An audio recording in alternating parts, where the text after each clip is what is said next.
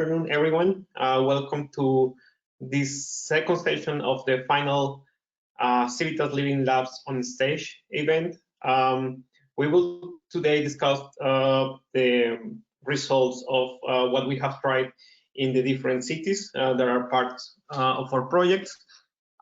Just as an information for all the attendants, please know the platform you are working on, or if you are attending this webinar. You can hide the control panel with the red arrow that you find on the side panel, normally upper right. You can mute yourself, or you should mute yourself. You have the chance of posting your questions. We will come back to that later during this introduction. So yeah, try to get a little bit familiar before you can interact with us. So today we will talk about the solutions that we have tried in the cities that are parts of our project. We will discuss the impact of the measures regarding the user perception, the actual mobility behavior, and the implementation process. And we will talk also about the lessons learned and the policy recommendations for the future implementations. In total, we have tried more than 175 measures, and you can imagine how difficult it is to talk about each one of them. So we'll try to cluster them in what we have identified are the three pillars of for the transition to sustainable urban mobility. On one hand, we will talk about clean urban mobility. We will also talk about multimodality and modal integration. And finally, we will talk about wise and fair cities and communities. Each one of these topics will have three pitch presentations, which are examples of what we have deployed in our projects.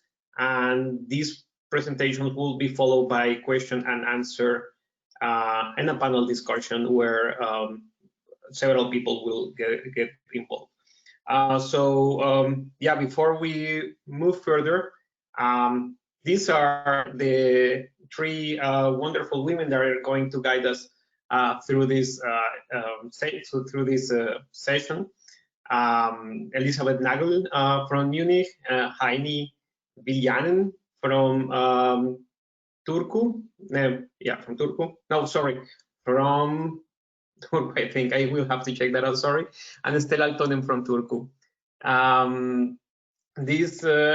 They are very well seasoned on the topics that we are going to discuss today. And if everything goes well, will be thanks to them. If something goes wrong, you can always blame me.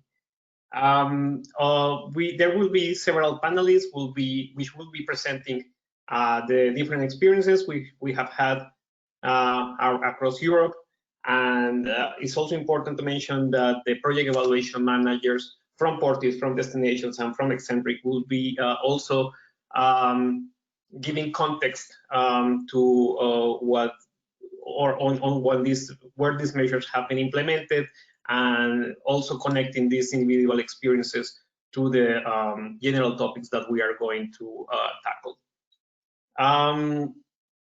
Yeah, again, we are very much looking forward for all your questions.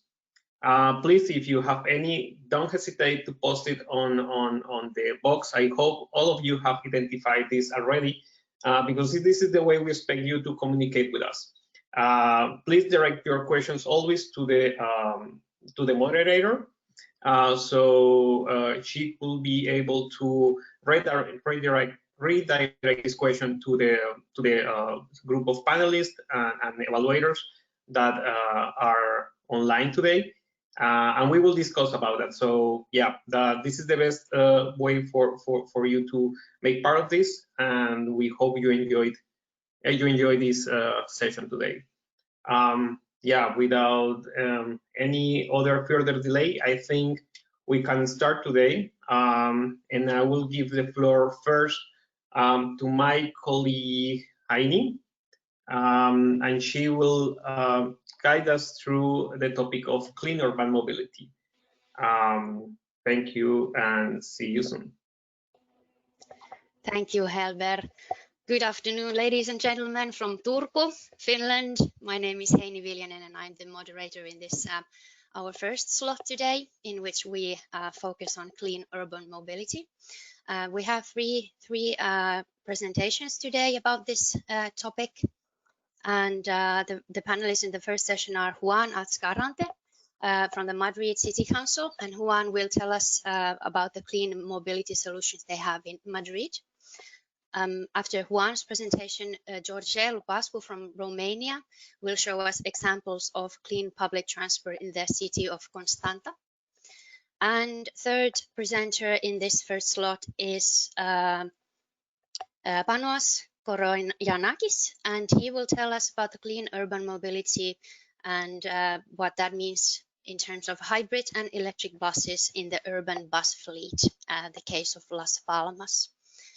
I won't go deeper at this point. I will give the floor to Juan, and let me just kindly remind you that I will turn on my camera when you have 1 minute left. So please, Juan, go ahead. Thank you, Heini. And well, if I have the presentation, yeah, I would like to talk about the clean mobility solutions that we have tested during the Eccentric. And next slide, please. Many of these measures have been focused on passenger cars and buses, but I have to say that these kind of vehicles are becoming mainstream in our cities. So the results of Eccentric have even go beyond expected in terms of numbers, in terms of figures in general of implementation. So I have preferred to talk about another sector. It's next slide, please. That it's freight. Freight is still a gap. It's difficult to have the clean vehicle technologies applied in this sector. It's also a sector that, because the progressive digitalization, it's suffering a paradigm shift. And one of the main outputs, I will just to state in this first slide, is that we need a combined strategy to get to tackle this complex issue. That it's enabling policies, the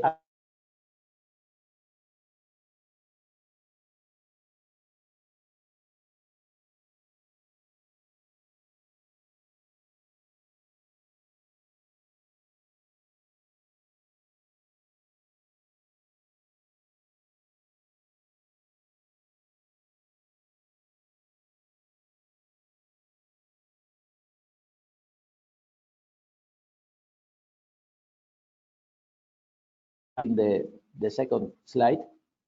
I don't know if it's the same for all of you.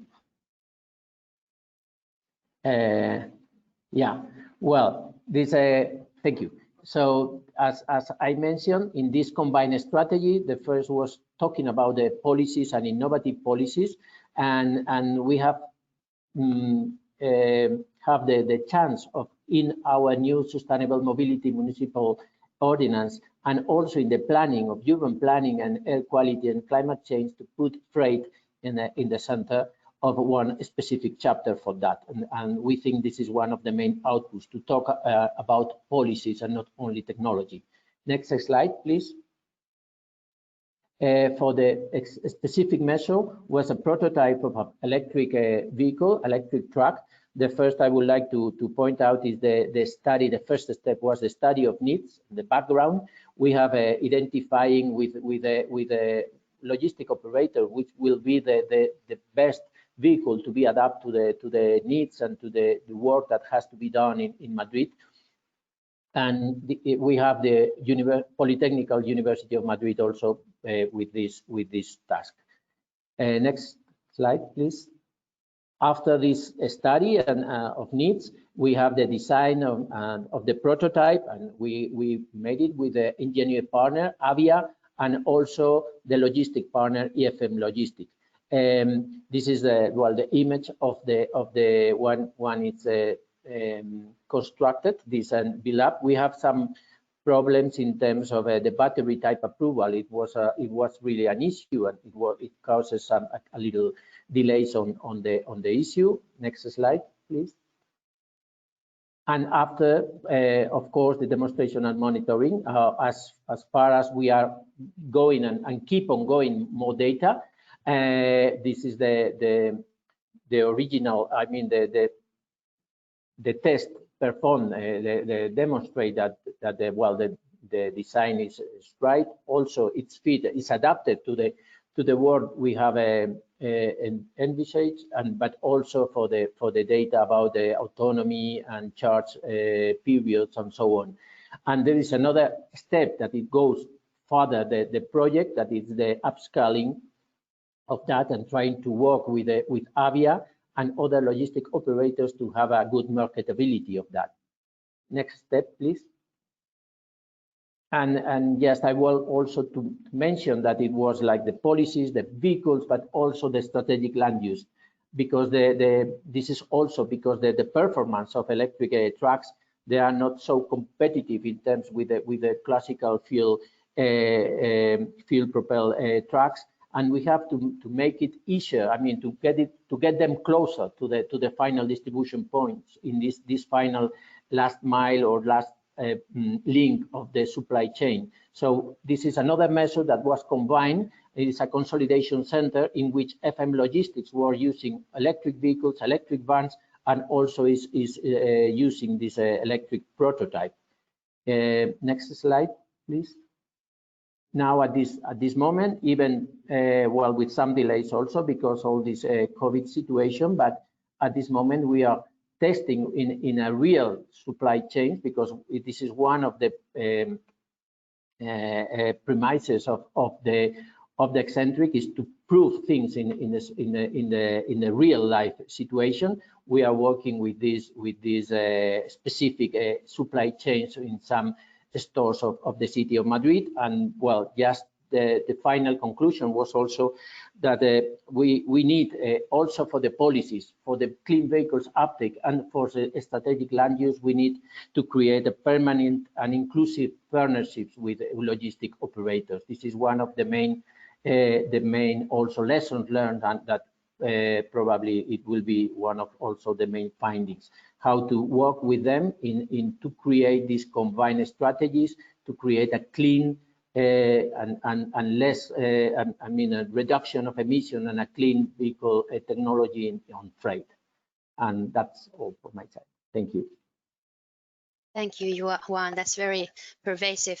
We will move directly to Georgia Lupascu. Go ahead, Georgia.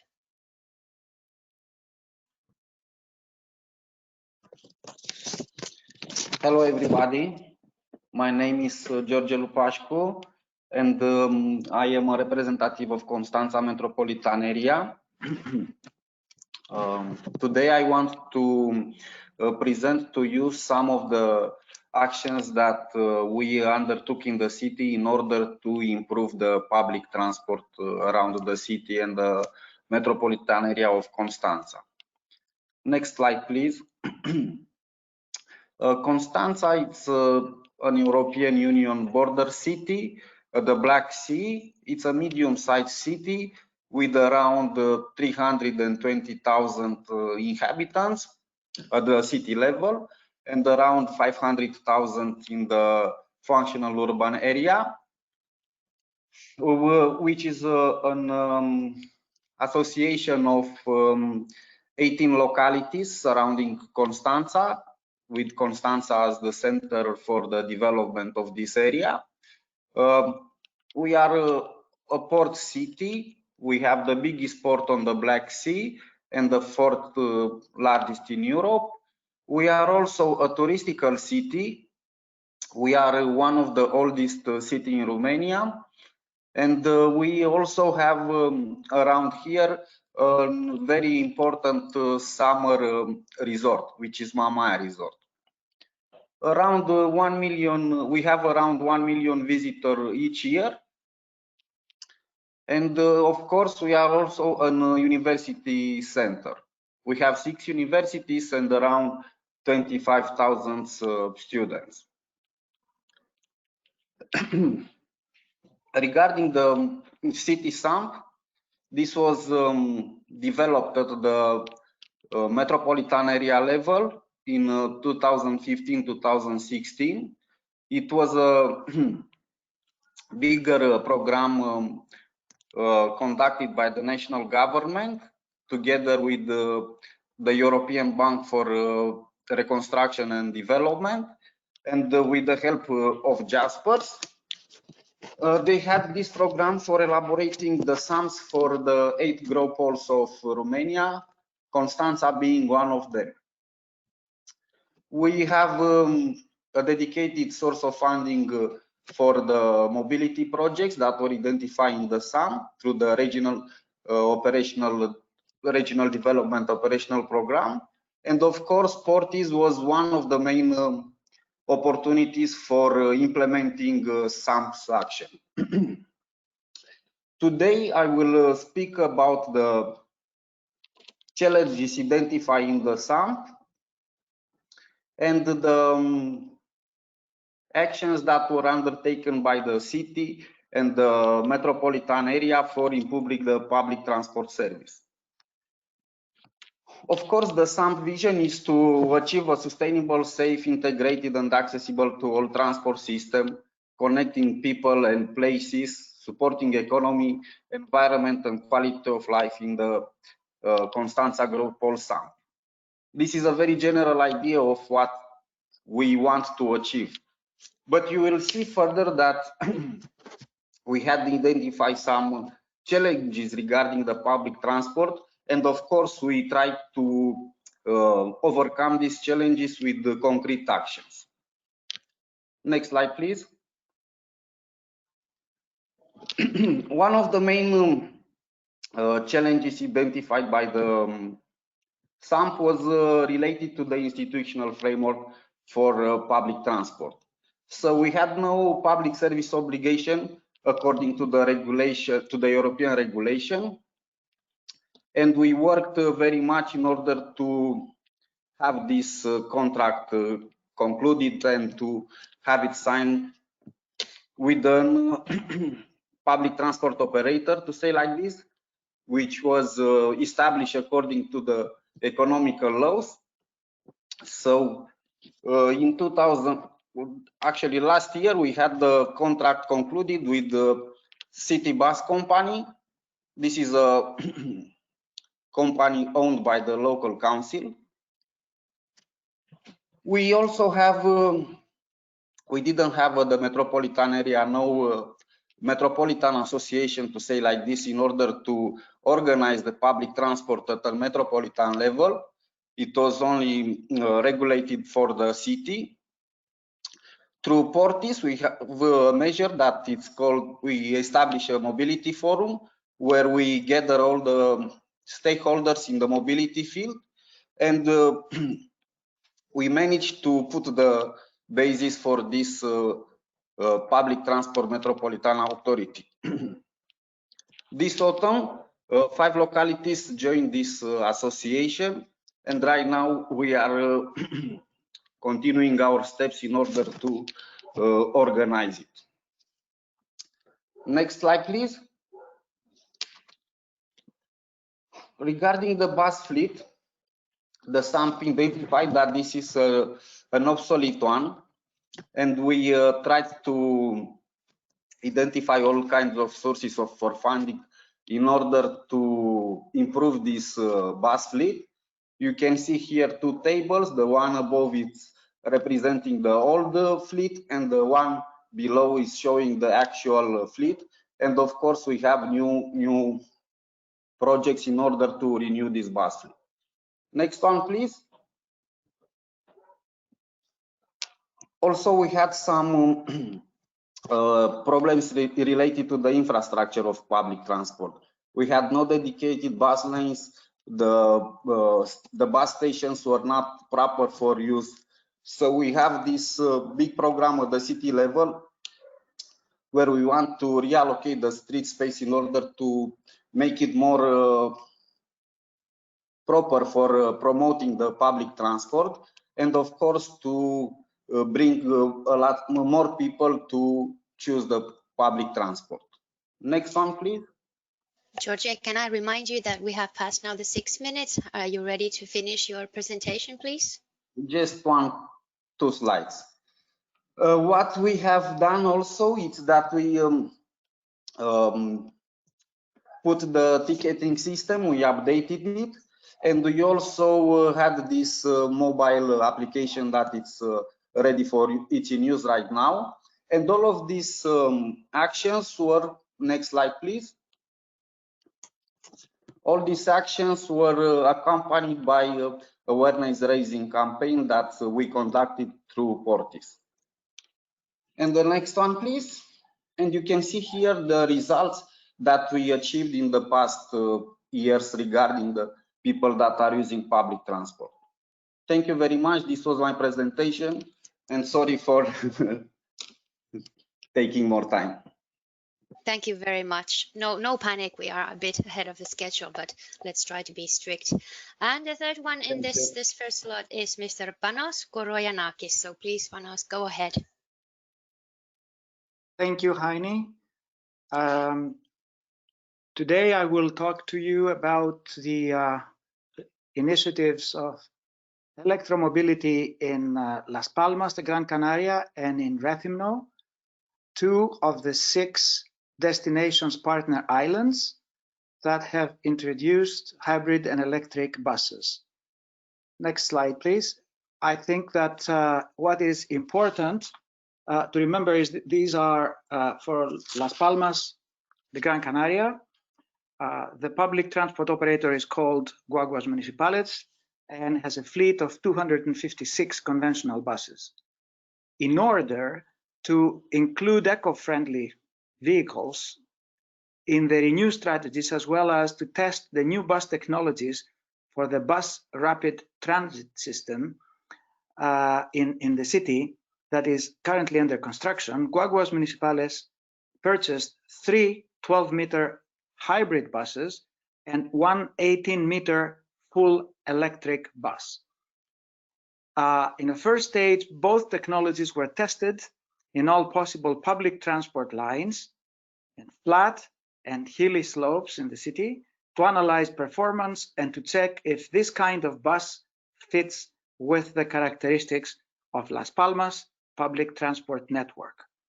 Nowadays, these buses are running in 3 different lines that connect the main touristic points with the city center.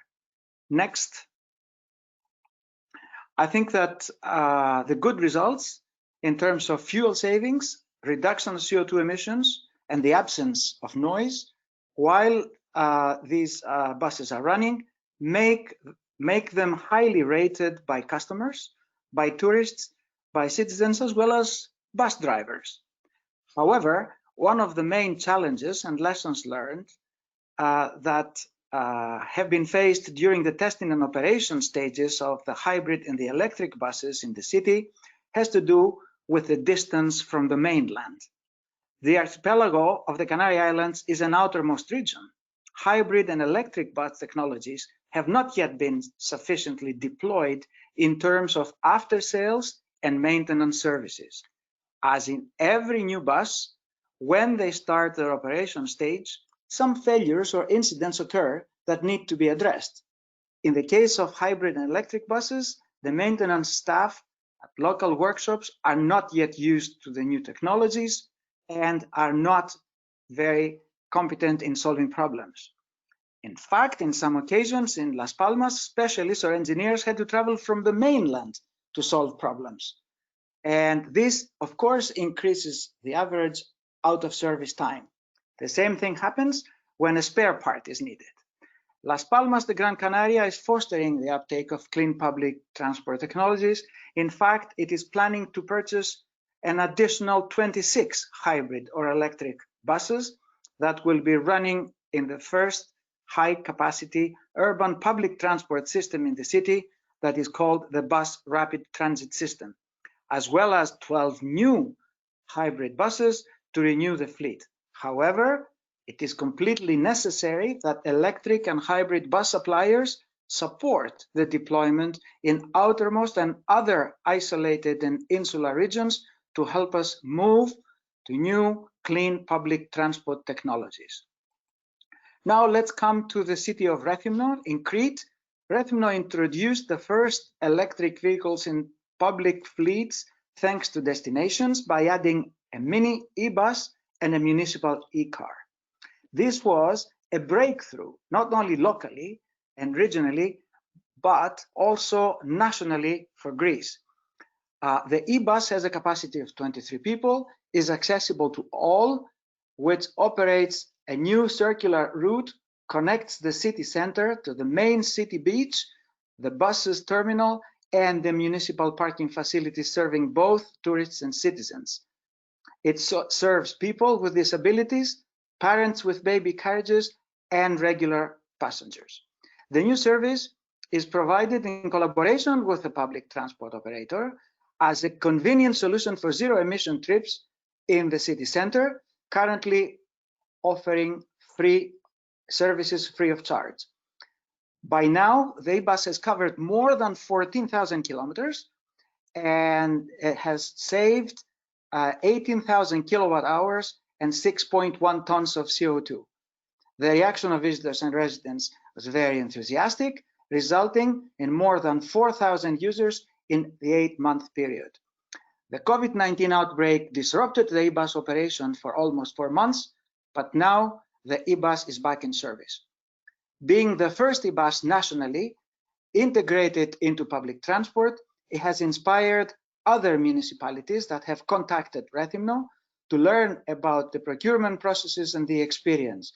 It's also based on the experience gained. The public transport operator is now assessing the potential purchase of a second bus. The neighboring municipality of Heraklion announced recently that a 750,000 euros fund will be made available for the procurement of 2 new buses. A first e-car was also added to the municipal fleet, which is currently employed by the Municipal Technical Services Department. The municipality has also installed the first network of public charging points in the region. Those zero emissions vehicles circulate in the city since the summer of 2019 and enhance Rethymno's eco-friendly profile. Based on teamwork, Rethymno has received a number of awards at national and EU level, including 2 medals in Best City Awards 2018, 1 gold for Best Sustainable Transportation, and the Bronze Award for Integrated Initiatives for Sustainable Mobility, a double award in the Greek Travel Awards 2019, and most recently, the 2nd place in large municipalities in European Mobility Week Awards of 2019.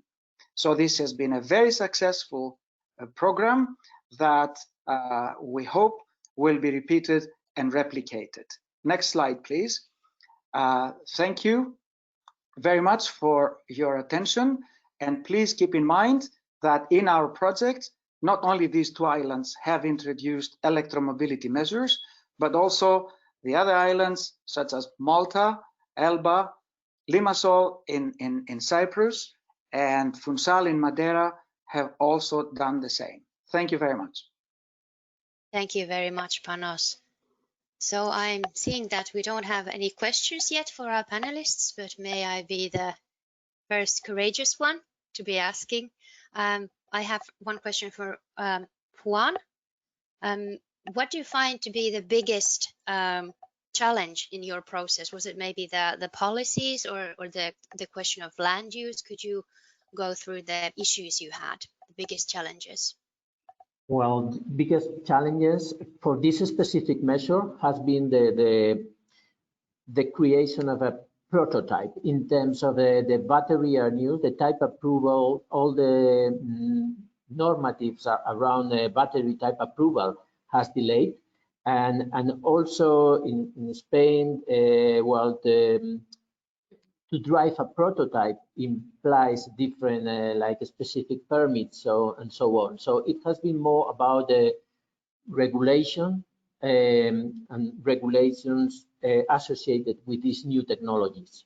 And well, of course, we have had a very good partners and in terms of FM logistics and the engineering firm, Avia, But of course, we have realized that it's always needed to go hand to hand with logistic operators to deploy one of these kind of measures. But specifically, and it has caused some delays, it's about the regulations for type approvals and to have the permits for free driving on road of the prototype. Thank you. There's a first question from the audience actually to Juan. Yeah. The asker is interested in the Madrid case, in particular the relationship with private operators in the context of agreement. What lessons can be drawn from this?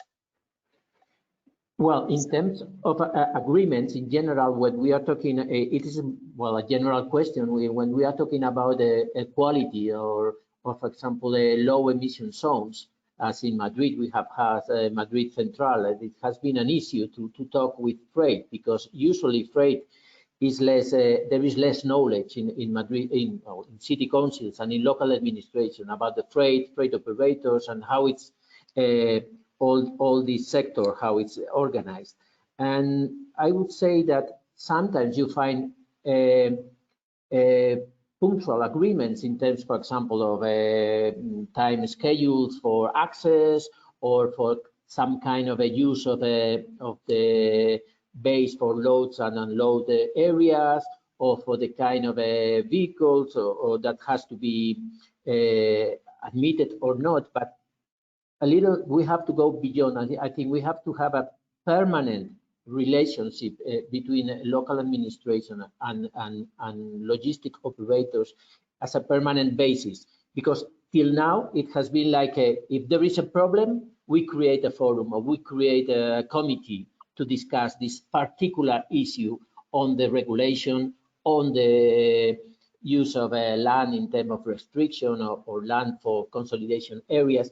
And we think this is not the best way, because it's usually is biased or is very, very focused on a specific issue. And I think we hope to create some kind of a structure. We are learning from other partner cities as Stockholm, and they have like a service, like a permanent link inside the city administration, a freight plan and things like that. So it's for me, the main lesson learned is not to create something only when there is a problem. Usually now it is a kind of action and reaction, but we have to create something more permanent. We have a lot of people in the city working and thinking on public transport, and for people, passenger cars, buses, public transport, but very few people as daily working with freight, and freight is big sector on mobility. Great, thank you. The next question is for Panos regarding the islands participating in the destination. Because in many islands, the electricity is mainly generated from fossil fuels. So is this also the case in the islands? Because electricity is obviously as clean as the method that it has been produced. So could you go through that, Panos? Yes, sure. Thank you. First of all, let me say that for the two islands I mentioned, both the Las Palmas in Gran Canaria and in Rethymno in Crete, a very significant part of the electricity generation on both islands comes from renewables. Both islands have significant wind power parks, and so therefore I think that it is not a big issue. This is not the same for all the destinations islands, that's very true. I would say, for example, that in Malta, there is very limited renewable electricity generation. However, I think that all islands are moving in the same direction of introducing more and more renewables in their electricity mix. And at the same time, I think what is important is that the local population gets used to the benefits and the idea of electromobility. So in that sense, as you saw in Rethymno, there's at the moment one bus and one e-car. However, in Greece, the concept of electromobility is new. The government just introduced recently a major initiative promoting discounted purchase of electric cars, is installing an extensive network of charging stations all across the country. And therefore, we can say that Rethymno was really the prototype that inspired the diffusion of the concept for the rest of the country. Heini, I think I can confirm what Panos was saying, and we saw something similar in Eccentric, and is that the role of these projects is not only to really test or get some figures out of it, but to demonstrate and communicate to the general public and to the decision makers that there is something else you can do about it. Even if it's not perfect, even if they don't achieve the savings that were intended or whatever is the outcome, the communication aspect of these projects is very important, and is one of the achievements. I also would like to comment on the actual effects of these systems, and to having this as a good example of a closed system, which is an island. It depends on where you always put your frame of reference, of course, and we see very frequently that electric vehicles or clean technologies are sold as zero emission technologies when they are not. And having this example in an island is a very good example of that. They are not zero emissions, but nevertheless, there are some other benefits that should be exploited and communicated to the society. PM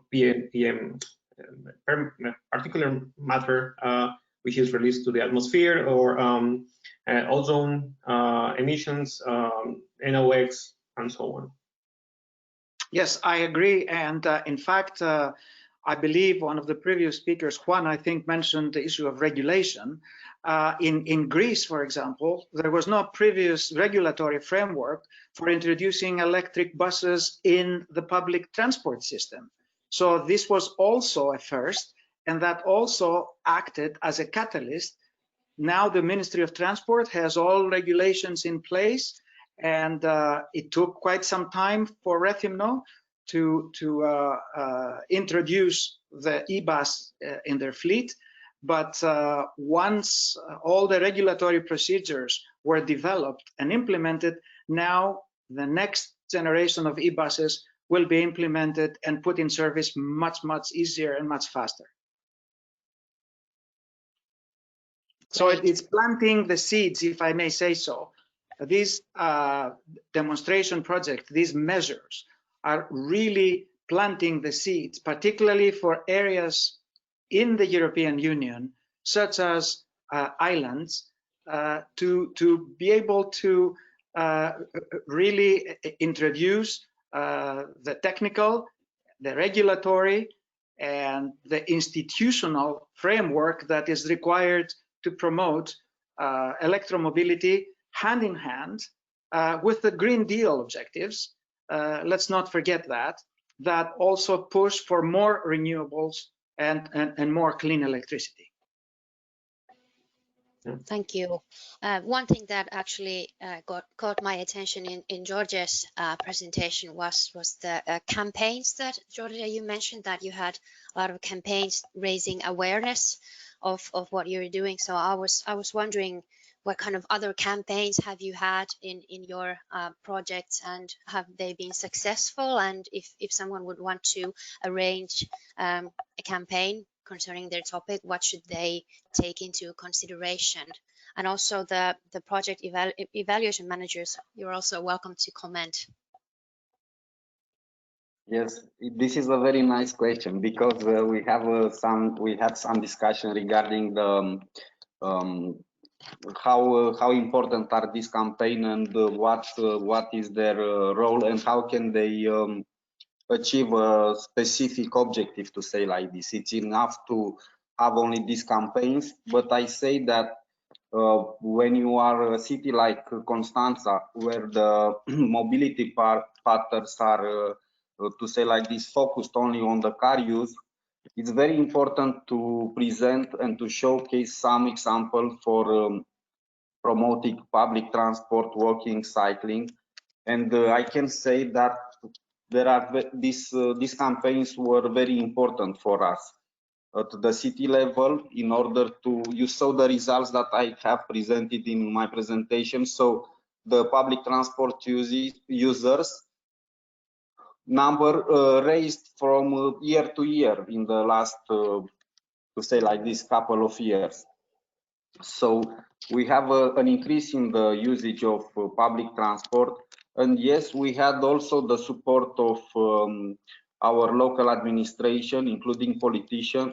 One example that I can present here, it's the Choose the Bus campaign, where the mayor, together with all the local politicians, we choose the week where we promoted the use of public transport at the city level, especially for the local public institution, especially those that are working closely with the municipality.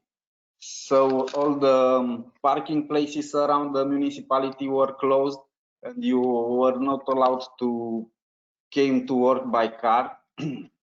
Even the mayor used that week the local public transport service. So it was a very nice campaign. Yes, they are very useful, to say like this. Can I just come in here and add something in terms of promotional campaigns and behavioral change? All 6 destinations islands are touristic islands, are well-known touristic destinations. So the campaigns were not only targeting the local citizens, but they were also targeting the traditional mode of transport of the tourist that arrives on an island, and the first thing he does is he rents a car. So the promotion of clean public transport and the behavioral change to make even the tourist change attitude towards their transport needs on these islands has been a very important element in the work we've done. And the promotional campaigns have been very successful in all 6 islands in moving the tourist from the rental car to the public transport. And if that public transport happens to be clean, quiet, and also very modern, then one more reason for the tourist to take the bus. It's true. If I can just chime in here as well, I would say from the Portis perspective, I think what George and what Hannes said, I think is really important, because we sometimes tend to forget that it doesn't matter how much investment we make in clean transport and in infrastructure to support walking, putting in clean buses, all of the different work that's done, if it's not adopted by the users, whether that's users, public sector, general population, or companies. So I think those integrated sets of measures where you really are trying to build upon, you develop the regulation to try to make sure that you can actually hold these projects to take place, make the projects take, and then encourage people to use. I think that's really critical, and I think is something that we see supported across the different CIVITAS. And one last thing, if I may, this seed money from the Horizon 2020 program has unlocked also additional significant investment money made available to not only introduce electromobility, but also to introduce the quality of the service of the public transport. In Funchal, for example, that Madeira, as you know, is a volcanic island. There were a number of different buses that were electric buses that were tested, and the city and the public transport operator, they were able to unlock significant additional investment from ERDF funding to buy an additional 5 buses, electric buses, that are already in service in the city of Funchal. So the ability of Horizon 2020 measure to unlock additional investment is also a very important element in the work we did in the last 4 years. Thank you very much, everyone. I think we will be moving to our next slot, which is multimodality and modal integration. So please, Stella, my colleague from Turku, the stage is yours. Hello, everyone. Nice to see that there's 100 attendees with us in this webinar. And now we are moving into multimodality and modal integration, which are actually one of the core elements of EU's sustainable mobility strategy, which will focus also on seamless multimodal experience. So I will look forward to our 3 brilliant presentations that are focusing on different dimensions that are taking in real-time actions. And we'll start from Munich with my colleague Stefan Sinek, who will be introducing mobility stations and multimodality there. From there, we will move then after that to Antwerp with the Smart Ways to Antwerp. And after that, we'll have an insight on the case of Malta and then combining ferries with public transportation. But we'll start with the Munich. The floor is yours, Stefan. Yep.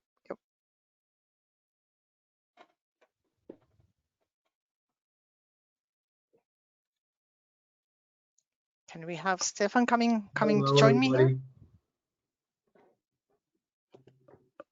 Hello, can you hear me? Yes, I can hear you. I would love to see you too.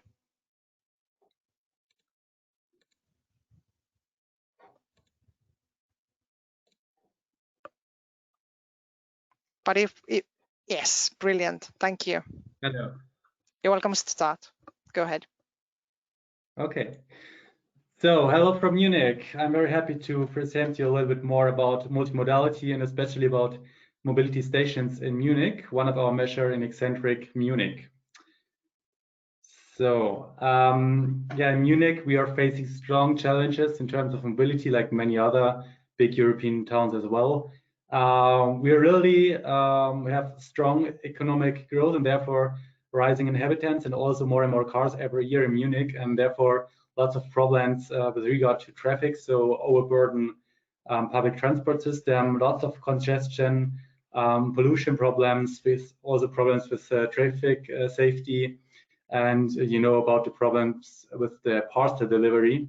So we know that we have to find new solutions and new ways for more sustainable mobility. And therefore, we see the problems, especially in the northern areas of Munich. The northern parts are growing twice as fast as the overall city. So there's new ground for constructions, new buildings, and there are also lots of new industries and companies there. And therefore, you have increasing numbers of mobility and road users there. And the problem is there's a lack of the infrastructure, so public transport, and a high rate of car commuters. And at the peripheral districts, it's also no typical business case for for sharing mobility providers.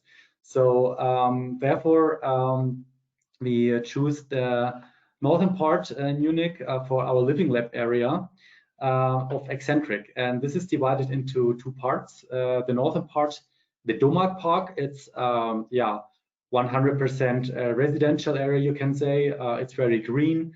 It's a former commercialization of barrack sites. And the southern part, the Parkstadt Schwabing, is more characterized with companies, and it's more a business district area. And overall, we have 8,000 inhabitants in our living lab. So left side, you see the pictures from the Domag Park, and on the right side from the Parkstadt Schwabing. We tested in eccentric Munich overall 12 different measures with the help of 7 partners. And the goal was, to reach multimodality and to provide as many different mobility services as possible for as many people as possible. And we wanted to allow the residents to get into a private car free lifestyle, to have lower mobility costs, and especially, of course, to save the environment, to protect the environment, to have less traffic congestion, less air pollution, and an overall improved quality of life for the residents in our living lab. So here you see pictures from our 4 mobility stations. The left side above, there's the inauguration in July 2018, and on the right side above, you can see still that in the background there are construction works still ongoing. So with these planning and construction works, this can be an advantage, but also a disadvantage when you are planning mobility stations in a new living area. A completely newly built area can have the advantage, what we have seen, that there's no complaints for residents because there are no residents. When you want to construct, for example, new sharing parking lots, you're completely free. But on the other side, you see it in the south of our living lab, we had to reallocate 1 mobility station this year. We almost already started to construct it, but had to replan it because of new planning and construction works in our living lab. So overall, 4 different mobility stations in our living lab, and additionally 1 on private ground. We did it already in the year 2016 in cooperation with a housing society. So coming to the components of a mobility station, you can say all our 4 mobility stations, they have a standardized offer with regard to first the free-floating car sharing. So we cooperate with all free-floating car shares in Munich.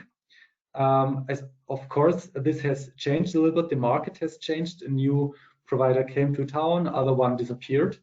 There's always at least 1 charging station per mobility station.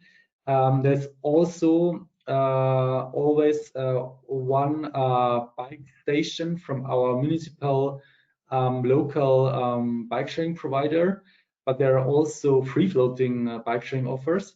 We have e-scooter sharing there, the red ones. This year there came a second one in town, and we have stationary car sharing. There has been 1 provider, now we got a second one in town. We also did with 2 measures in Eccentric the developing of new sharing vehicles with the goal to integrate them in the mobility stations, but until now this has not taken place. So what's the innovative aspects of mobility stations? Of course, this concept is not completely new, but it's the first time that we went outside downtown and we went to the peripheral districts, and we combined the multimodal offers at 1 physical hub. And also we created new road traffic signs and design for markings. So we did it in workshops. And we also took into account the new regulations, the new law regulations for car sharing in Germany that enabled us to provide especially reserved parking spaces for car sharing vehicles. And we did a lot of marketing there for the mobility stations and the providers. So we provided the residents with trial offers. We did a lot of direct and download marketing. We created new social marketing channels with the YouTube channel of Eccentric Munich, Instagram, and also Facebook. Coming to the development, we did it in a interdisciplinary working groups with our stakeholders. This was more a holistic spatial analysis for them for mobility stations, and they had to be in a residential area, so in walking distance for as many people as possible, and direct connection to public transport. And coming to the costs, we have fixed costs per station. So this is 16,000 euros about, we calculated per station. Then there are variable costs like for planning, communication, and operating costs. So this is depending what you want to do. So you can say it's more or less more about 20,000 euros per station you can calculate. The drivers we registered is that for mobility station there is the parking management is very important to get less illegal parking on the reserved car sharing spots. The marketing activities were important, and the continuous communication with the sharing providers. Barriers were the dependence on construction progresses in the area, the limited surveillance possibility for car sharing providing, and a lack of a citywide mobility station concept, but we are still working on it. So there was a resolution there last year for sharing mobility in Munich, and we have an upscaling next year of mobility stations and the shared mobility, but we are still working on the concept. Great. Thank you very much for your attention. Great, Stefan. Any questions that you might have for Stefan, please type them in, and we will get back to those after the next two presentations.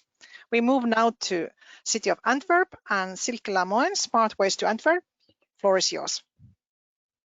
Hi, everybody. So I'm Silke from Antwerp in Belgium, and I'm going to talk to you about a route planner that we developed for the City of Antwerp.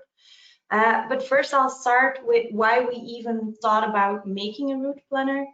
Well, actually, everything started in 2010. We had huge mobility problems in and around the city, and we made a master plan looking at 2020 and a route plan looking at 2030 to improve the situation in and around the city. So we plan to build more tram tracks. We were heightening the bridges over our canal, hugely expanding our bike tracks, and also, as you can see on the right of the screen, we were going to make our ring highway round, which isn't round right now. So we're going to add the orange and the green part, so all the traffic can flow good around the city. But of course, if we were going to do all those huge infrastructure projects, a lot of traffic jams that were already there were only going to get worse. So we had to look at how to improve mobility during all the works that we were going to do, so everything was livable and sustainable, especially for people living in Antwerp. And that's why we also put in our plans, you can still stay on the previous slide, to go to a modal split of 50-50, which is actually really simple. Our goal is to lower all car transportation to only 50% of all transportation, and the other 50% or more, hopefully, really has to be done by all possible alternatives like walking, biking, public transportation, water transportation, or even like we've all been doing for the last couple of months, not moving at all and staying at home to work, for example. So that's a huge thing to do, and how we were going to do it was, of course, in a couple of different ways. So we implemented some hard measures. We started a bike sharing system. We introduced a water taxi in Antwerp over the river. We are expanding our park and rides with huge buildings with a lot more capacity. You can go to the next slide in the meantime. So those are really hard measures, but we've combined those with soft measures like attracting a lot of mobility providers to our city. We have a really well working employers approach, and we launched a website called Smart Ways to Antwerp, which has a route planner, which I'm going to talk to you about. And all of these things, we've kind of put them in a nudging model, which you can see in the lower left corner. The model that we've used is based on 7 E's. I'm not going to go too much in detail, but the route planner is focusing mainly on one of the 7 E's, which is to enable or to help people move from their car to other options, and really giving them all the information they need to look into those alternatives. And then you can ask yourself, okay, so the city is building a route planner, but people already have tons of route planners and GPS systems. So why would you build another one? Well, it's true, but the thing we did is actually really unique in its kind, because I think all of you know Google Maps, And if you calculate a route, it will tell you, or you can walk, or you can bike, or you can take the car, but it never really looks at combining all of those options, which is sometimes really the smartest, not the fastest always, but the smartest route to go somewhere. So what our route planner does, it combines walking, biking, shared bike system, all the public transportation like bus, tram, train, and our water bus and car, and calculates on a pretty expanded model how you can combine all of these things. And the example you can see below is maybe instead of driving the whole trip, you can take your bike, leave it at the train station, take the train to our city. When you walk out of the train station, you can grab a shared bike system, and you only have to walk 2 minutes more to get to your destination while not losing that much time in comparison to the car. So that's really an eye-opener for us to show it this way to people that use our route planner. But also, since mobility keeps moving and growing in Antwerp, we're actually permanently adding new options to the route planner. And as we speak, we're working on steps, scooters, and taxis to integrate them into the route planner. Another thing we did is we made the route planner more personal for people this year, as you can see on the next slide. So we built in a filter option. So at first, people weren't able to really filter through all of the options. We just suggested the eye openers. Now they can really go deeper into all the options and make it way more to their needs. And also they can make a profile on our website where they pre-fill what they have, or if they have a car or a bus, or they don't want to take the train, for example, and fill in their work and home address. So it just gets more detailed for them. And then if that's not enough, because that was already a huge amount of work, we're not done yet. And the rest of this year and beginning of next year, we're focusing on a few more add-ons. For example, we're adding even more real-time data, because with the free-floating systems, bike systems, step systems, the things move all the time. So you really have to be able to help people find them, and real-time data helps with that. And you can switch to the next slide as well. We're gonna keep adding all the shared mobility that launches in Antwerp. We are expanding our walking and bike routes for people to choose not only one route, which is the fastest or the best according to us, but maybe they want to ride their bike through a park, or maybe they want to take the safest routes, or they want to walk away from the bigger streets. So we're going to build in that. And last but not least, we didn't have navigation on our app yet, which is actually really important if you really want to help people along the way as well. And that's what we're also building in right now. And that's it, I guess, for the 5 minutes. Great, thank you so much. Looks really good. I mean, we will have one more presentation and then we move on to the panel. And I would like to invite Maria Attard for the University of Malta to talk about the integration of ferries and public transportation. The floor is yours, Maria. Thank you.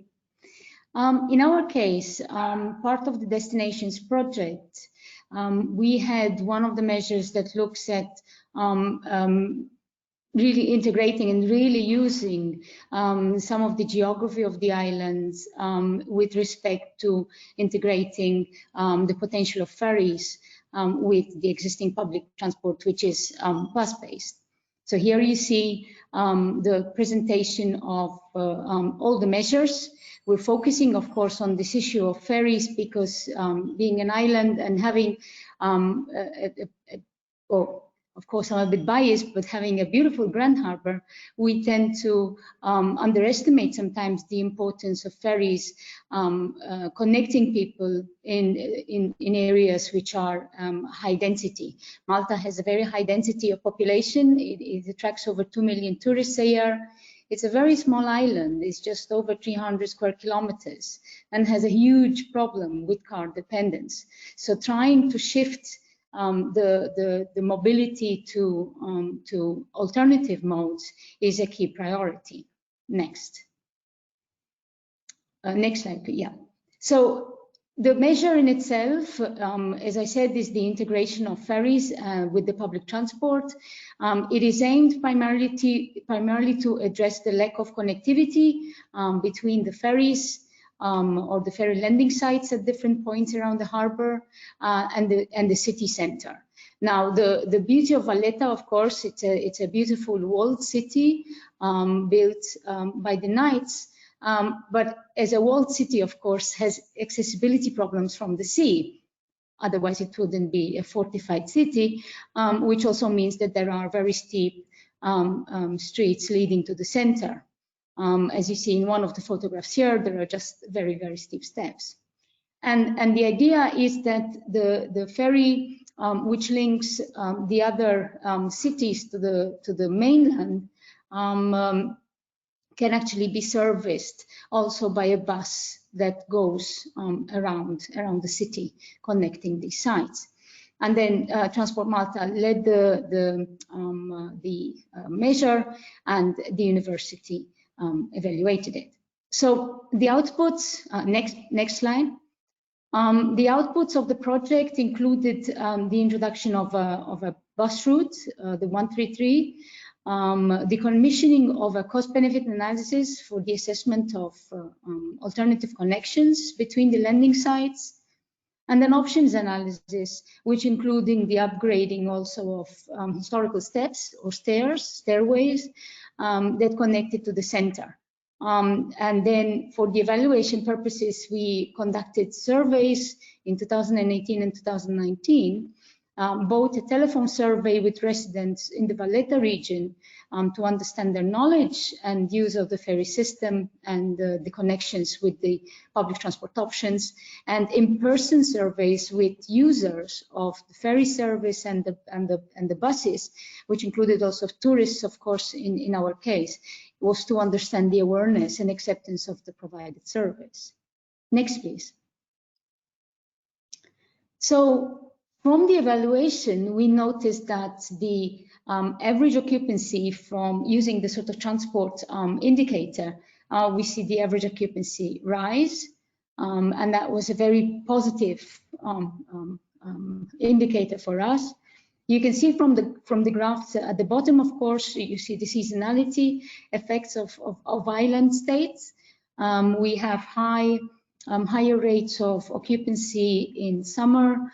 Of course, it also reflects the ferry operation, even though the Grand Harbor is extremely sheltered, and we're lucky enough with that because that means that the ferry can operate throughout the whole year with very minimal disruptions, making it quite a reliable, in fact, connection to the city, and also the bus service.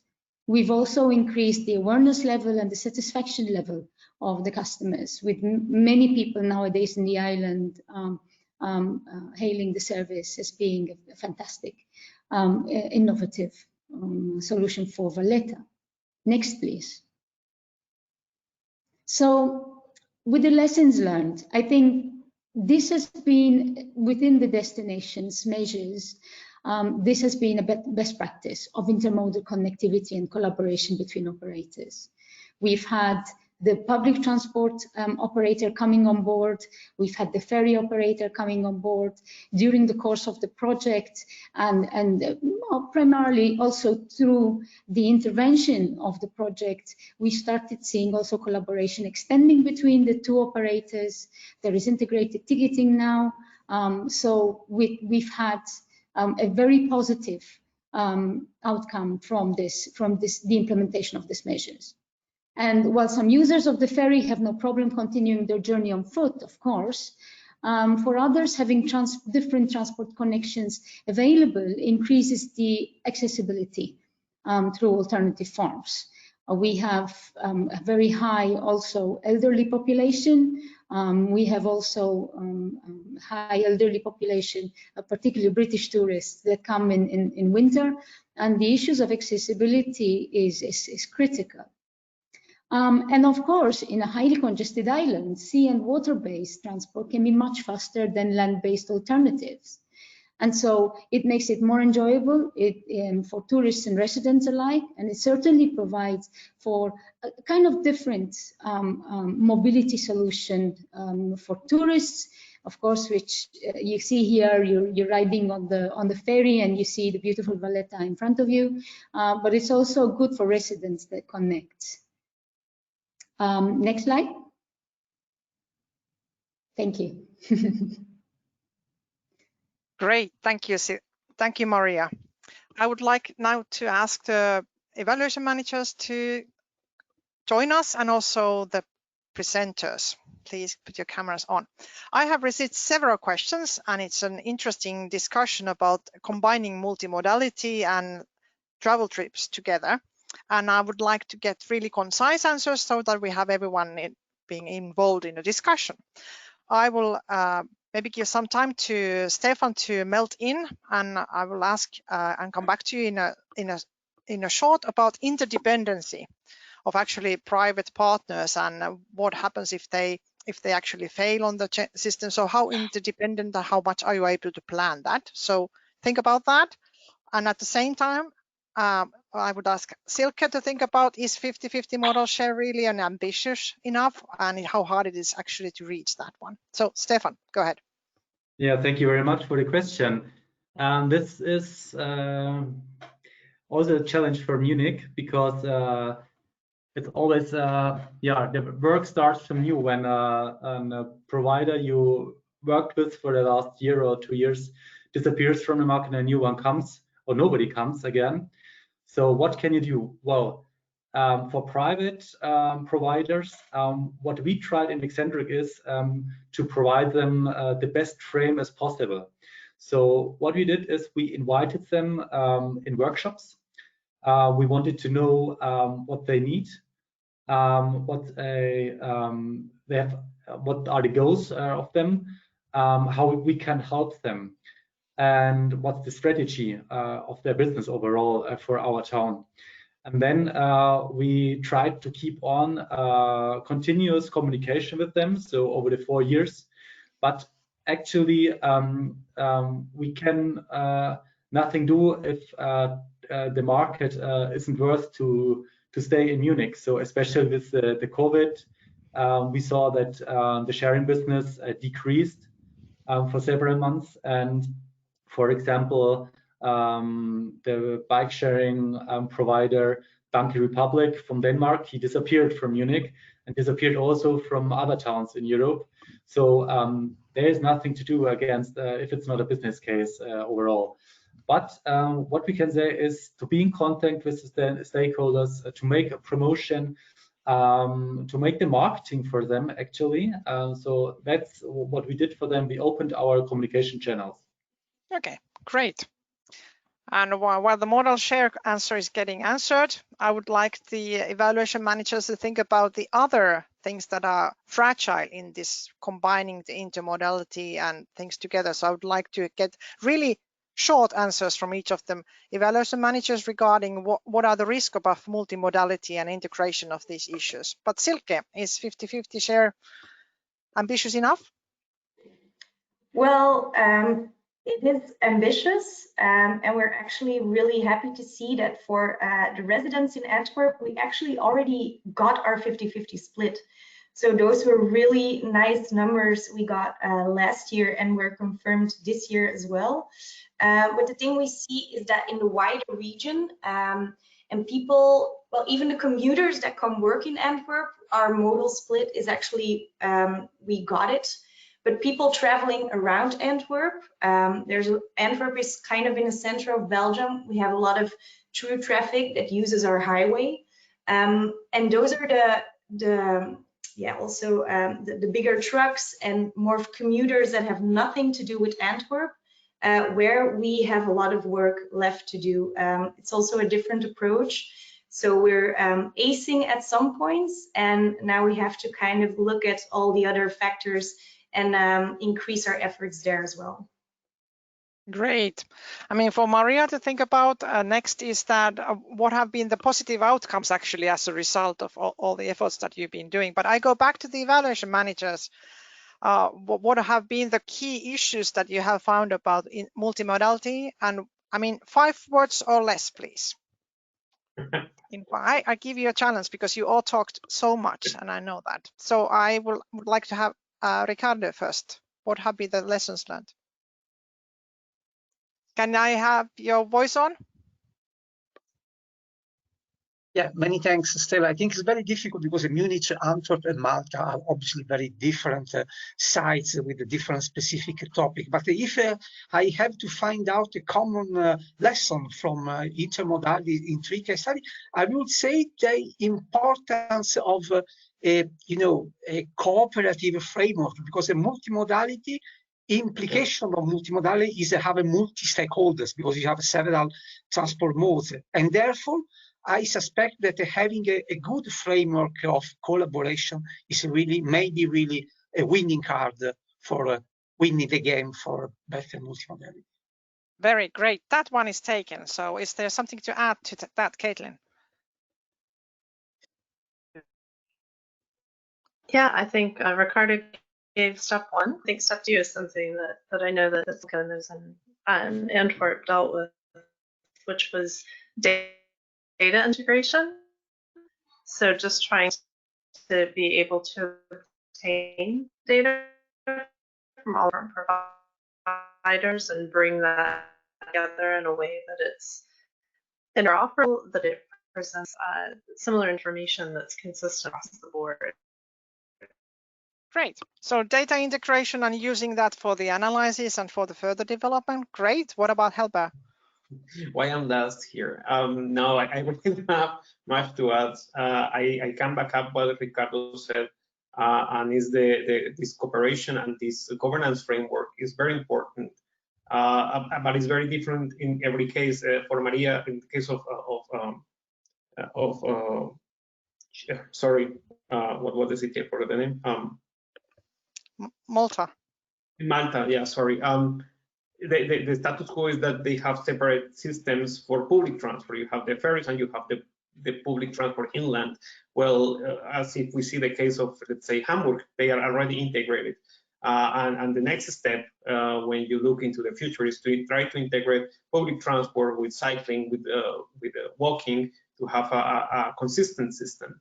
So it's very dependent on the local conditions, and I cannot agree more. When we step it up to mobility as a service, it will be a whole different game, and even more complex. You know better than we do, Stella.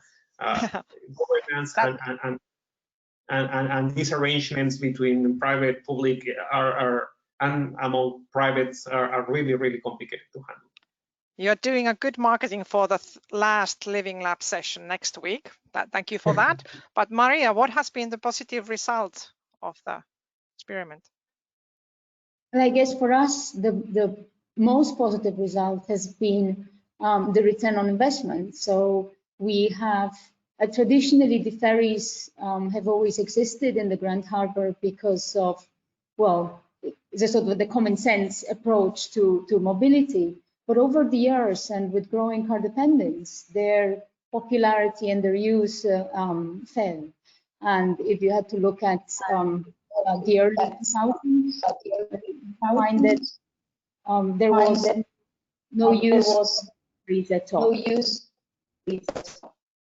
Okay, great. That was a good introduction to a couple of two other ones that I would really like to still have an answer to. Is that Silke, there's a question to you about how did the users take up the new route planner, and what about pricing there?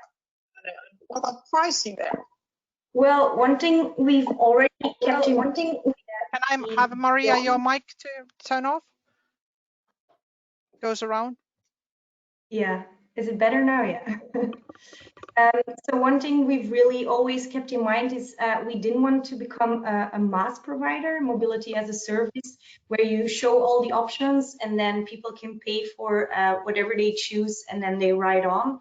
Because it's not our place as a government to interfere in that market and to really offer the pricing and everything like that. So actually our product stops at referring them to the apps or to purchasing options of the public transport or the shared mobility system, etc. But I think we just have to keep in mind we're the eye opener.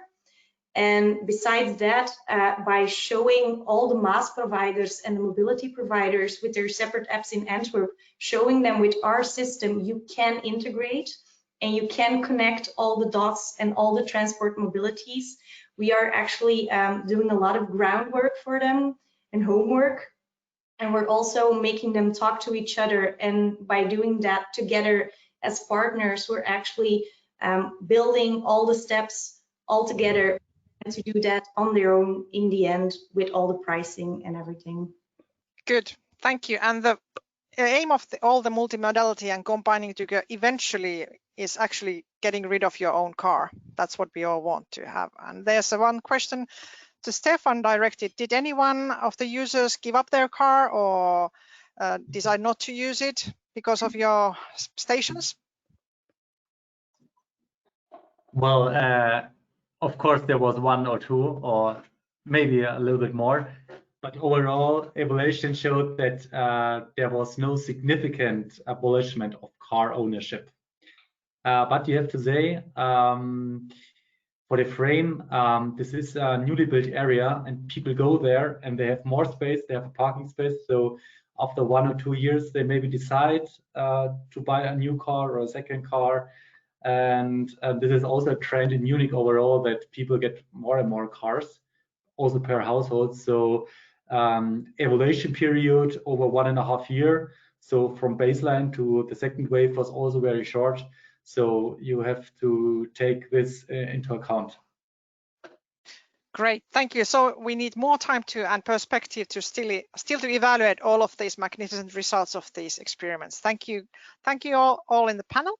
And my pleasure is to invite the next moderator on board. That is Elisabeth Nagel from City of Munich. The floor is yours.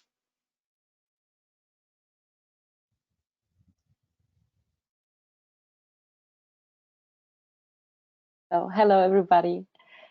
Welcome to the third and last session today with the topic of wise and fair cities and communities. And my name is Elisabeth and I'm working for the City of Munich in Germany. And I was also involved with Stefan in the project of CIVITAS Eccentric. And today I am very excited to hear about how fair and wise cities or communities are characterized. Is it just about the accessibility or also about the participation with the residents? I'm very interested in this. And I think we will hear some interesting and new methods how different cities were achieving this. And I'm now looking forward to hear 3 different presentations from Ruse, Bulgaria, from Funchal and Rethymno, and last but not least also Trieste in Italy. And right now we will start with Lucia from Ruse, and I think the stage is yours now, and I'm very excited to hear about your measure. Go ahead, Lucia, enjoy. Thank you. Hello everybody, I'm really very happy to communicate with all of you. I will shortly present the main activities related to awareness rising and implementing the innovative mobility measures in Ruse. Next, please. So Ruse, I put this slide especially for showing to you where is Ruse on the map to the east, close to Constanța, and the Danube, the biggest Danube city in Bulgaria, the 5th biggest city on the country, and our Danube capital. Next. You can see here the main data about Ruse. I will not read because I know that we don't have enough time. Next, please. This is our living lab. The living lab is a peripheral area, as it was requested in Eccentric. We have chosen the relatively new neighborhood named Druzhba, Friendship, with traditional condominium like similar neighborhood built during the socialist era from Vladivostok to Berlin, as you know. and with heart problems, very heavy problems with mobility, with access to the city centers, access to the attractions and shopping centers, and also very big problem with parkings. Next. Very quickly, I will go through the measures. The first measure was park and ride system in the peripheral district. Very small demonstration park and ride we have established. Next. We also built safe pedestrian crosswalks, only several in this neighborhood, but it will be replicated all over the city in the frames of their sum. Next. For the first time in Ruse, safe sidewalks with cycling facilities, very nice, very much used, especially in the pandemic environment. They are also limited, several kilometers, but they will be extended in the frames of the sum of Ruse. Next. And this is the biggest task and perhaps one of the most important, analysis of the public transport demand and reorganization of public transport lines in Druzhba. It was made having in mind that new transport vehicle will be purchased, e-buses and new trolleybuses for Ruse, and they will move on the innovative network together with new cycling paths that will make such kind of integrated pedestrian and multimodal network of Ruse transport. Next. The Good Night Line, it was also an experimental night line running in Ruse, very interesting, very successful, very new for Bulgaria for the second time. The first was Sofia, the second city was Ruse with a Good Night Line. Next. And this measure that was assigned to the partner of the municipality of Ruse, our club Sustainable Development of Civil Society, dealing with information, training and awareness raising. I should tell you that we made a lot of efforts for promoting not only the eccentric measures, but as a whole, the sustainable transport measures and the sustainable mobility. All these issues were absolutely new, not only for the large population, but also for the decision makers in Ruse. And I can tell you that we have a very large success in this achievement in this area. Next. First of all, I should tell you, share with you our approach. We decided to make a tailored events for different target groups. We targeted, of course, the local population of the target neighborhood Druzhba, but also we wanted to influence the decision makers. It means the municipal officers, but also some regional agencies, the regional administration of Ruse, all those who take decisions and from whom depends the introduction of the new measures at larger scale. We also targeted youth, especially the students, the university, not only in Ruse but in the other cities. We have a very successful cooperation with universities, different associations of businesses, of elderly people, of disabled people, children in the schools. So we had a very large scope of measures. Please to show several pictures about these measures. Next slides. This is the training of the transport professionals in the Ruse municipality, the first one for introducing the project. Next.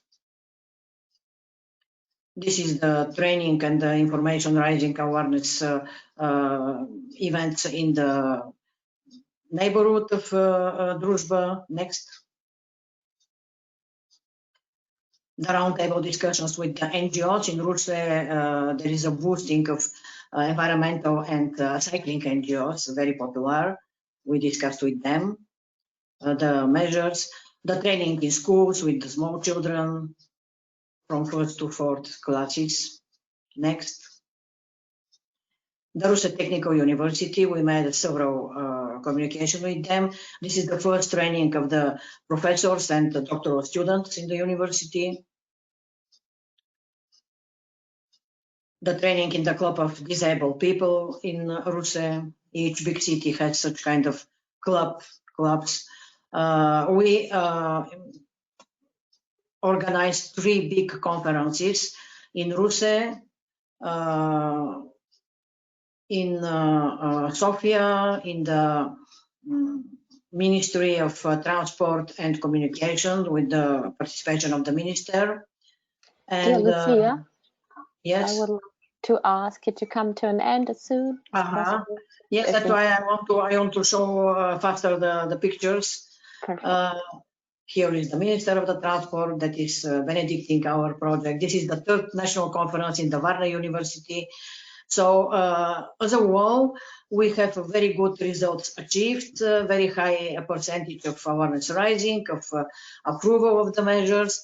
And what is the most important, after the COVID pandemic, we didn't stop to inform people and to maintain the high interest of the project. We performed several roundtables with the new municipal staff, with the new regional administration, with the new students in the university invited by the rector of the University of Russe, and with several other universities in Sofia and in Gabrovo. We disseminated a lot of materials. We printed a lot of supplementary materials because they were requested, like study books.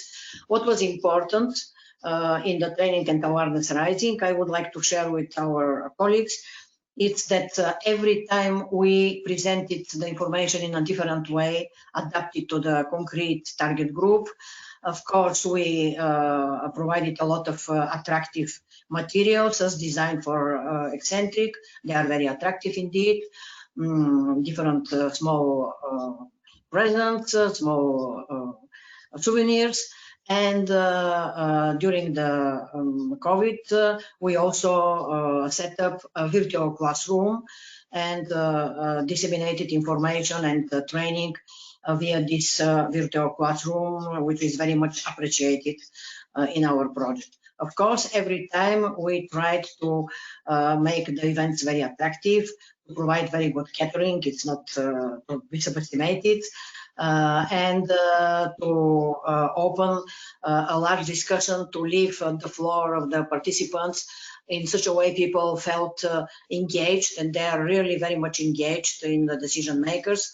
The new mayor of Russe said that they established under our proposal already a common platform for discussing with the local population all decisions concerning the implementation of the eccentric measures in the whole city of Russe, not only in the target region, Druzhba, but they are already spread step by step at the whole city of Russe. What you see here is the last discussion in the university with the students and the university staff. Next. Okay, I think we will have to finish with now. the decision makers. Yes. See already with the masks, people are with the masks hidden. The new students again.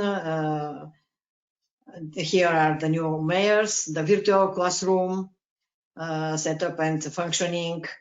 And of course, all this was accompanied with different urban measures like enlarging the green areas, promoting the walking and cycling, a little bit outside of the typical eccentric measures, but complementing the measures and let's say strengthening the effect of the implemented eccentric measures. So for this moment, I can say that we are on the right track. Okay, thank you very much, Lucia. I think we will directly continue with the next presentation and with the next presentators from Madeira and Greece. And I welcome Claudia and Maria afterwards as well. And thank you, Lucia. And Claudia, Maria, it's your turn now. Thank you. I'm excited to hear about your projects. Thank you. Thank you, Elizabeth. So I will present some measures which the main purpose was to study mobility and promote mobility through the young generations in schools. Please, next slide.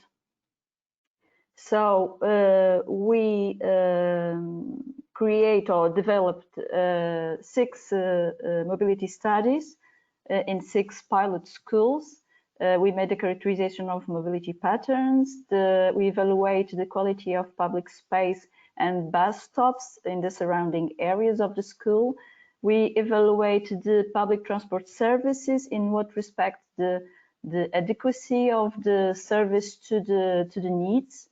And of course, we identify needs and problems, and we guide, or we wrote some recommendations to the stakeholders to improve mobility in what concerns sustainability and safe. As results, we have 6 mobility studies for these schools, and these were delivered to schools, to municipality, and to public transport operator. Next, please.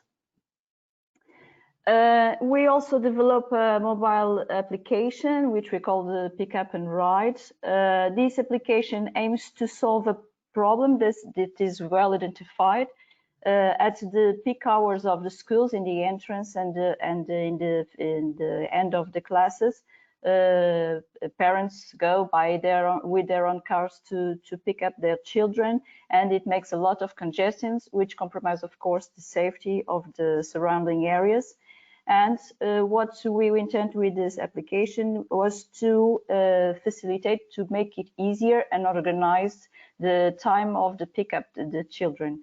So the application notified the school and notified the students that their parents are arriving to the zone, and they get ready or to be picked up. And this is the essential idea. This application is developed in Portuguese and in English, so it can be adapted to other places than Madeira, and is in the beta phase, which means is in a testing phase in a real context. This was a project that was is now delayed because of COVID pandemics. Next, please. We also one of our purpose was to aware these students about the importance of sustainable mobility. So we, during this 4 years period, we gave lectures. We get outside with children to observe and evaluate the public space to build a critical mind about the public space. And we organize participative actions, putting young students discussing the problem, identifying the problems and discussing the problems, and discussing their ideas to solve the problems with stakeholders. We put them together at the same room, and it was very interesting. They welcomed very much with enthusiasm these sessions, and I should say that it was a very nice success. Next, please. About the promotion of public transport services, there were several campaigns addressed to elementary schools and the university here in Funchal and in Madeira in general. And there was a big initiative carried out by the government about the reduction of the price of the public transport, which makes public transport more affordable to the families. And for instance, it's free for children under 12 years old, and it has a very attractive price for young students under 23. This leads to an increase of new students in public transports of about 48%, which is a very good figure. I think it's my time. I passed my presentation to Maria. Thank you. Thank you, Claudia. For us in Rethymno, building capacity of the younger generation was one of the key drivers to motivate behavioral change. School communities were set as a priority audience to become ambassadors of a targeted campaign, aiming to enhance road safety and to encourage the use of more eco-friendly commuting modes. To achieve our goals, we designed a 3-year holistic action plan, which was co-created with all involved stakeholders. The working group was coordinated by our team in the Renewable and Sustainable Energy Systems Lab of the Technical University of Crete, with the valuable contribution of the municipality of Rethymno. The measure has been already replicated by 3 follower cities awarded by CIVITAS Destinations Replication Funding. Next slide, please. The campaign included targeted experiential road safety activities, interactive workshops for schools, teachers and parents, behavioral change games, thematic events, schools networking, inspiring training and informational material, and many more. It was embraced by the whole school community, students, parents and teachers, and the local community also. Very soon, we achieved to involve more than 4,500 students and their families in more than 35 primary and secondary education schools, which are about the 80% of total schools in Rethymno. Also, more than 40,000 citizens were reached. Next, please. The stakeholders' active engagement was the most important key success factor. The campaign followed a co-creation approach and was built following a series of consultation meetings, on-site collaboration with school directors and teachers, sharing of expertise, lessons learned from previous similar activities, and incorporating the different views and competencies of each group. Next, please. 2 user-friendly apps were developed by the Technical University of Crete to be used as behavioral change tools. The Green Your Ride app in 2 versions, one for children and one for adults, which compares the environmental impact and cost of different transportation modes, aiming to promote the benefits of walking, cycling, public transport, and shared vehicles. The user may calculate the indicative carbon dioxide emission of his daily routes to and from school or work, and learns the environmental and financial benefits of a more eco-friendly way to commute. Next, please. And also the Green Your Drive app, which promotes the change of driving behavior towards eco-driving. The user may test its knowledge of the eco-driving principles through a tailored quiz to find out his ecological footprint as a driver and to learn the golden rules for safe, ecological and economical driving. Both apps are developed in Greek and English language to involve also our visitors and foreigner citizens. And the user results are collected within an internal database for further exploitation and analysis. And the last one, please. Complementary to the schools campaign, the municipality studied quick, low-cost interventions and supporting signage around schools to increase safe walking and biking towards schools and around the city. New infrastructure and services to improve accessibility were made available in Rethymno, countdown timers at traffic lights, ramps for accessibility to the beach, the sea-track systems, which are automated rail chair for disabled people to enter the sea, a sea guidance system for people with vision impairments, vessel facilities, changing rooms, and appropriate corridors. Thank you. Thank you very much, Maria. That was a fast and quick presentation, but thank you very much for that one. And last but not least, I would ask Trieste, Italy, to join me and to talk about cruise tourism, which is maybe right now a difficult topic in times of Corona, COVID. But yeah, Fabio, I am interested in your presentation and how your project went. The stage is yours. Thank you, Elizabeth, and good afternoon, everyone. Just introducing myself. My name is Fabio Amanda, and I'm a freelance civil engineer. Basically in charge of following the sound development in Trieste and some related measures. So today I'm giving you just a brief overview of the policies about cruise passengers mobility. Next, please. So in Trieste we are lucky since cruise passengers can get off and in just a few meters can arrive in the heart of the city because of the shape of the city. By the way, there are several touristic attractions located all around the metropolitan area that should require sustainable mobility choice in order to avoid crowd of touristic passengers in some particular points of the city. Next, please.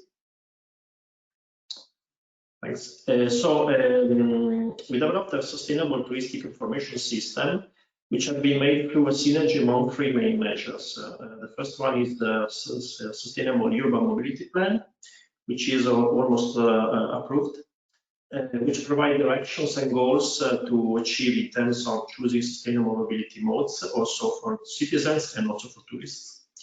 The second one is the bike sharing system, which was born just last February, and despite all the lockdowns and the pandemic, is growing very fast, and we get now thousands of subscriptions, and is getting better and better.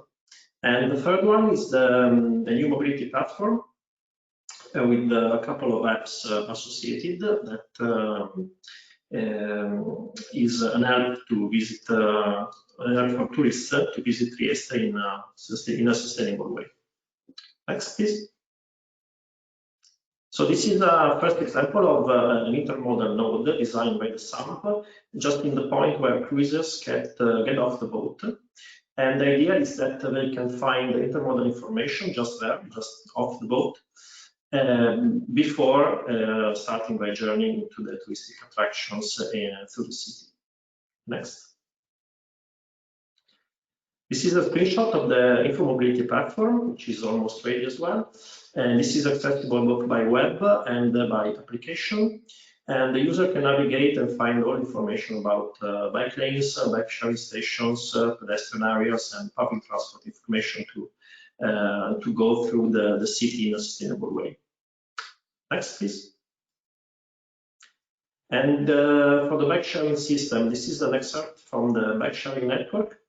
I just highlight the two brand new stations just built in the heart of the Old Port area, which is a brand new area which is now in development, urban development, and this is an area close to the city center, but not so close. So it is a good idea to weigh and a good way to visit it by bike. And we have also a new bike mobility plan, which is almost ready together with the SAMP. Next. So to sum up, we designed an integrated system to help cruisers to move through the city. This is basically composed by an infomobility section, a knowledge, and some touristic information. Next. All touristic itineraries are summed up in an application called the Trieste Metro. And there are 7 main itineraries in the city, and cruise passengers can go through them both by web and by a physical book, which is the idea is that the book can be distributed to passengers just off of the boat. Next. Together with the Trieste Metro Guide, we developed also a mobility guide that should pair the touristic information with the specific mobility information. And they have the cruise passengers as main target, but not only. So the idea is that both citizens and tourists can achieve all the itineraries in a sustainable way. And this is also both digital and physical distributed. Next. And to conclude, all the touristic information system and all the ways to get sustainable mobility choices will be integrated in an app called an app for cruise passengers, where they can find almost every information to visit Trieste and the surrounding areas, all in sustainable ways, just to avoid the use of private car or private mode of transport, and help them in looking for more sustainable ways of visit the metropolitan area. Next one is the last one, and thank you for the attention. Thank you, Fabio. And this is also the time I want to ask all the other participants or our project evaluation managers and the other measure leaders to join me for the discussion for the last one. And we have still a lot of attendees to listen to our discussion following now. And first of all, I just wanted to ask, because all of these 3 projects or even 4 projects are due to rising awareness to different target groups, and awareness is somehow difficult to measure. So how did you measure this awareness effects, and how is the long-term effect of awareness rising? Maybe we can start with Claudia and Maria and continue to the other measure leaders as well. Maybe what is your impression about this? Okay, that is the worst question you could do to me. Of course, it's so difficult that I don't know exactly the answer, maybe the answer that you would like to hear. But maybe the best way to evaluate the awareness level is in the results, the impact of in the fields. In this case, for instance, in schools, it should be in the sharing of the split of the modes that are used to do the travels between home and schools. That is our indicator. Of course, we would like to increase public transport use in some schools, or the walk modes. But of course, more than awareness, you need conditions. And sometimes the problem is not to be aware, but the conditions and the perception. In this case, the case that I'm here talking about in schools, the perception of their parents about safety when they send children to school. So if you are a parent and you don't feel that your children is safe when it goes to school by walking, of course you can be sensitive to the environmental issues, but you don't care. Of course, you will try to choose the more safe mode to send your children to school. So it's a very difficult aspect. But there is another thing that it's not used to be aware and sorry, and I lose some of my thoughts. But what I meant is you need to create conditions to ask people to change the modes, and we need to of course to work in the awareness level, but also at the offering level, from services, from public services to, for instance, the conditions that people have to walk between the bus stop and the front door of the school, for instance. Mm-hmm. Does the other agree with that one? Maria, you wanted to say something? Yes, because I agree with Claudia. It's actually not only awareness and to measure this awareness, it's about to have capacity building towards behavioral changing and to have interactivity with the target groups and learn by doing.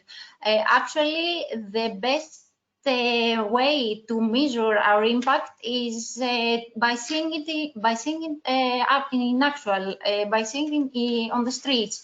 We're already measuring this difference, this behavioral change on the streets, because we can detect less speed in the city center. We have here in Rethymno, at least, we are seeing the vehicle stops on the pedestrian side. We're seeing more bicyclists And of course, we need to combine it with technical interventions. Yes, this is true, but we first have to build the capacity and have have the sustainable mobility aspect, the sustainable mobility transportation modes as a part of our daily transportation behavior. And maybe another way to see our impact in Rethymno, at least, was the interest for application from other cities for this measure, for the behavioral change in schools.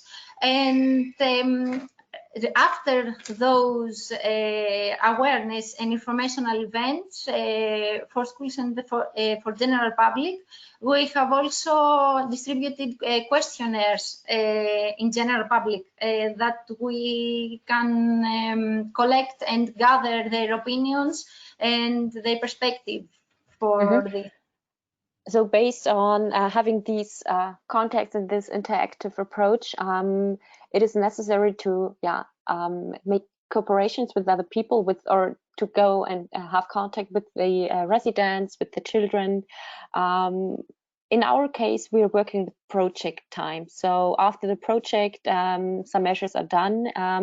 How do you try to continue your efforts to still improve the measures, or still continue your efforts? Maybe also Lucia in Ruse, you had a lot of cooperations and a lot of meetings with different target groups. Do you continue at those meetings, or what is your approach in this term? Yes, we are continuing now, as I told already, virtually. We are communicating permanently, and after the end of the project, we shall continue with the Ruse new municipal team by signing an agreement of cooperation between our team, our organization, and Ruse. We shall assist them in some measures implementation. Perhaps if there is the possibility to participate in another project. Also, I suggested to establish the same agreement also with the Ruse Technical University. As I told already, they have a very strong transport chair and very good potential for project implementation.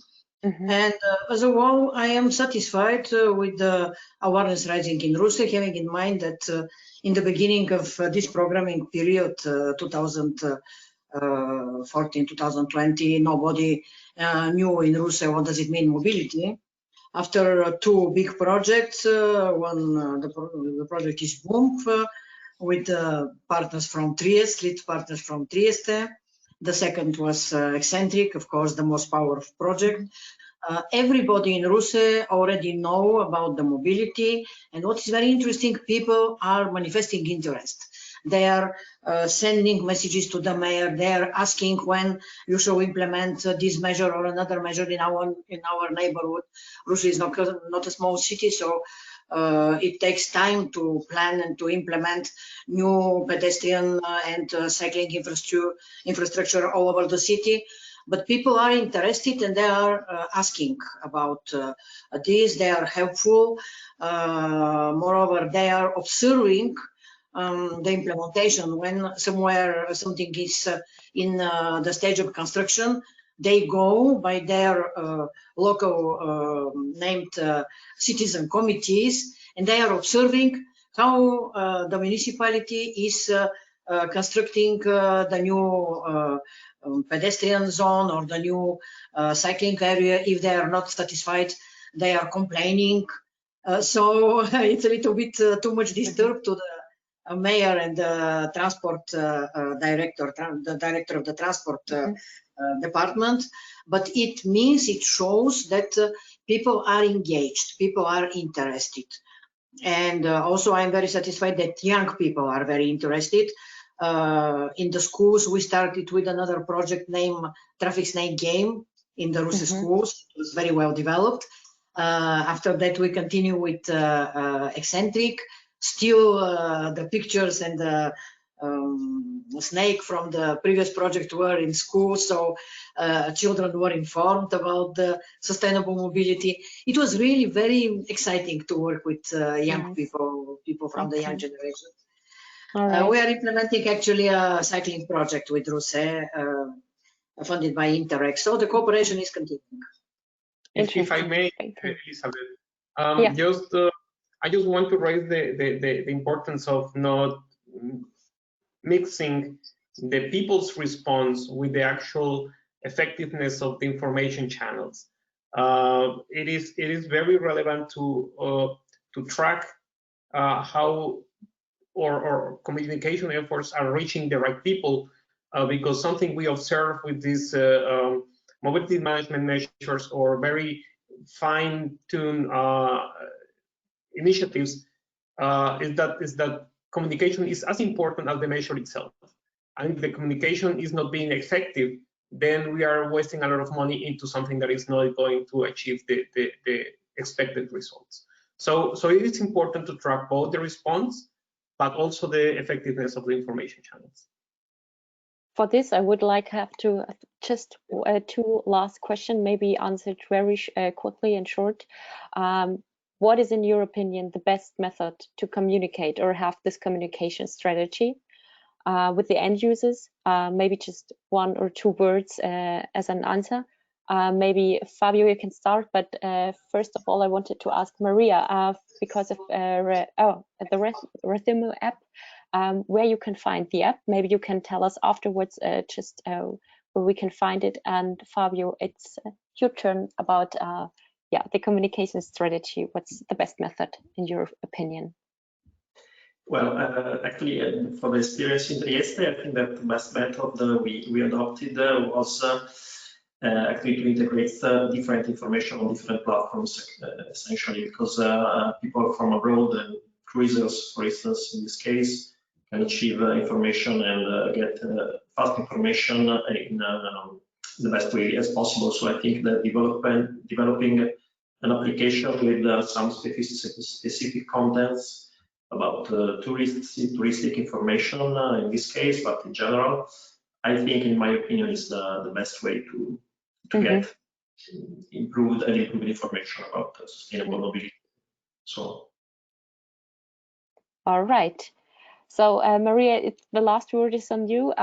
Please, can maybe you just tell us about where we find your app, and then I would like to wrap up. Both apps are developed as behavioral change tools, and we are using them in awareness and behavioral change events in Rhythmo. At the moment, we keep their dissemination locally to extract some statistical info for the measures, for our measures. Later will be widely available, but at this moment, someone can find them in the virtual workshop event that we developed during European Mobility Week of 2020. And you can find it in the CIVITAS Destinations official Facebook website. It's already posted. It's at the moment it's only in Greek language. Within the in the event in our site, in our website. But later, after we will finally analyze our evaluation, will be widely available for everyone. All right, I think we have everyone the opportunity to go in contact with bilateral with all of you after the conference. And thank you for participating, Halva. I think for you, it's to continue. Yeah, thank you. Well, I would just like to maybe wrap up on what we have heard today. It is always comes. It doesn't come as a surprise that we need more public transport, that we need more active mobility, more mobility options. But what we have here today is that the combinations and the strategy for the implementation are the critical part. And I will just summarize in a few words what we heard today, and is that the combination or a great public transport, good integrated public transport in combination with walking and cycling measures should be at the center of any strategy. And if we step up the game and if we have many mobility options, then we have to facilitate this for the user via public as a service or something along those lines. In any case, aiming for the mass market is if we want to unlock the sustainability capabilities of this approach. And then for solutions with particular mobility needs or that we want to target very, very finely, we need to make the extra effort and communicate with them efficiently to make sure that everyone has a solution beyond the private vehicle. And if we finally need any other vehicle on the street, we should make it electric to make sure that the negative sides of mobility and transport are minimized as much as possible. I will just close with a few remarks on maybe something that I heard here and there that is important. Maybe communication. It's a very important element, and we should not spare any efforts and resources into make sure that we get the voice out and we reach the right people. Don't try to tame congestion. It's just part of doing business in cities. We can choose what kind of congestion we want, but a strategic management of it is very important. And don't forget that even if we are successful with our measures, this can always come back to us by different means, by changing public opinion, by changing political positions. So this is a constant fight that we as planners and people interested in making mobility in our cities work better have to keep doing. And just a quite unfair question to the city of Munich on car ownership. We didn't observe any or almost no car reduction, but we observed though a reduction on car dependency in Munich. And what I have to say is that if many things come on track, some people will get rid of their cars. That's what we can expect. Nothing more. I think that will be it from my side. I want to thank a big shout out to the moderators for helping us to keep up the time and for facilitating the discussion. It's very difficult to get 4 years of work from 175 or more measures and hundreds, probably close to thousands people involved to the role. I hope it was more or less clear for everyone. If you want to have more information on what we have been doing and what are the results of our projects, please go to the website that is up there, or just look for CIVITAS EU and you will see it on the front page. Just navigate and you will find additional materials. You will find a ton of videos on what the measures are about, the final results, a lot of reference and useful things for replicate these measures in your own cities. And you please stay tuned. Coming up in 1 week exactly, same time, say time frame, we will be talking again about this living labs, but from a different perspective, this time on scaling and exporting these successful solutions all across Europe. And with this, I just want to close the session. And I just want to thank the panelists, the evaluation managers, and the moderators for helping us to spread the word. Thank you very much to the dissemination managers that that are organizing this event, and of course the local evaluation managers, which are not here today but produce most of the information that we are trying to communicate to the audience. Also, thank you very much to the audience for being with us, for the questions, and I hope this was of some information, and we hope to see you next Tuesday. Thank you very much, and bye-bye. Bye.